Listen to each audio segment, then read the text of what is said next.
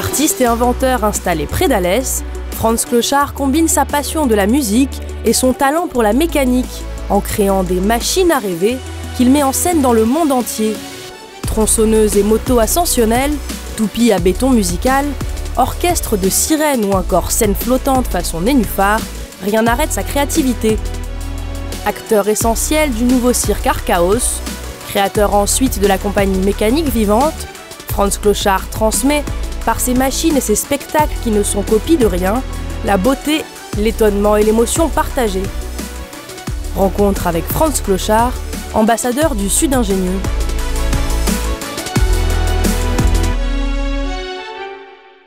Moi, je suis issu d'une famille d'un côté d'artistes, du côté de mon père et du côté de ma mère de paysans. Alors ça, c'est une chance inouïe parce qu'on est un peu aux opposés. Et donc, j'ai fait le conservatoire de musique, j'ai en même temps fait un bac technique. Ces deux dimensions qui n'ont pas grand-chose à voir.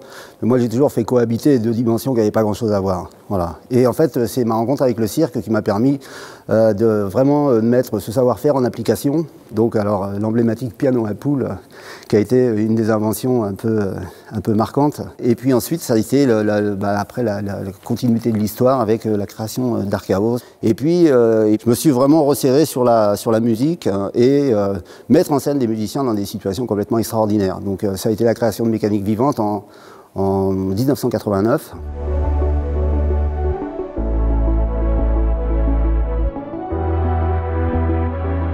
C'est vraiment mon truc, quand on parle de faire quelque chose de nouveau, faut que ça le soit vraiment, quoi. Et donc, ça a donc été le cas pour la tronçonneuse et la moto ascensionnelle, où faire tourner des musiciens dans une toupie à béton et de traverser la ville de part en part, c'est un délire. Après, voilà, pour en faire profiter le public, il faut non seulement fabriquer la machine, faire en sorte que ça soit jouable, et ensuite la mettre en scène.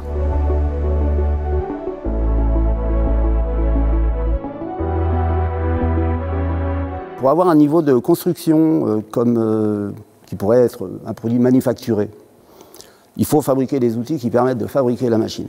Et donc forcément, l'ingéniosité, la conception, c'est l'ingéniosité. Ce qui est curieux d'ailleurs, c'est que plus on réfléchit, plus on va vers la simplification. Et ça, c'est une drogue. Ça, c'est quelque chose qui ne nous lâche pas, tant qu'on n'a pas trouvé, et il faut que ça soit simple. Je n'ai pas trouvé la solution tout de suite en me disant « t'as qu'à faire des trucs qui n'existent pas ». Ça s'est pas fait comme ça. Mais en tout cas, aujourd'hui, c'est l'analyse que je porte, c'est-à-dire que là, effectivement, je suis tranquille, j'ai plus de problème avec ça, puisque de toute façon, je suis tout seul à le faire. Et si je suis pas tout seul à le faire, j'arrête de le faire, je fais autre chose, c'est pas grave, moi, c'est pas les idées qui manquent. Donc voilà un peu mon fonctionnement.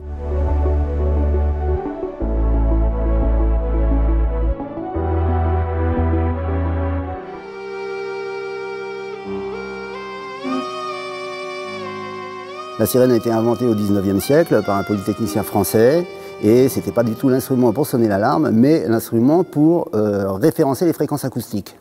À partir de là, moi je me suis imaginé des polyphonies et c'est comme ça que l'histoire a démarré et après j'ai plus dormi, quoi. Donc ça c'était il y a 30 ans. Alors évidemment différents systèmes m'ont permis de faire des nuances, de faire en fait tout ce qu'on a besoin de pouvoir faire en musique avec un instrument. Et mon idée a toujours été de développer un instrument de musique, pas de développer un orchestre pour les besoins de Mécanique Vivante, mais au sens plus large de pouvoir un jour en faire bénéficier tous les compositeurs. Il a fallu effectivement mettre en place un système de commande numérique des instruments pour arriver à avoir des sirènes qui chantaient juste entre elles. Donc du coup, de fil en aiguille, on a développé l'orchestre, développé toute la techno autour de cela. Et puis alors après, on a, nous, depuis une vingtaine d'années, travaillé sur des présentations, des spectacles, où on joue avec des solistes, on fait des installations in situ. On s'est installé sur la mairie de Paris, le Palais Ducal, un peu dans le monde entier.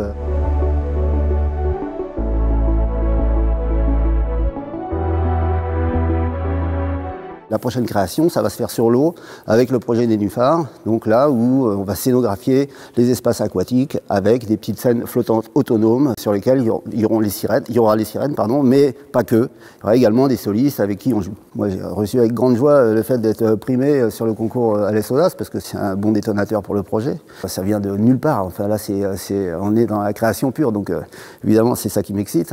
Donc le projet Nénuphar verra le jour l'année prochaine. Donc normalement avec une présentation sur le Gardon.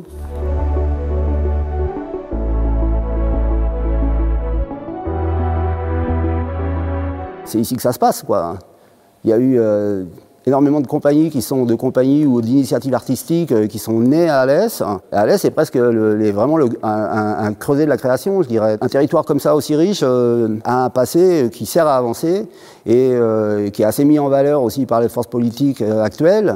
On n'est absolument handicapé nulle part et on est boosté par le fait qu'il y a beaucoup de choses qui s'y passent et puis des initiatives tous azimuts, quoi. Il y a une mouvance, il y a une énergie et puis je dirais c'est une petite boule de neige.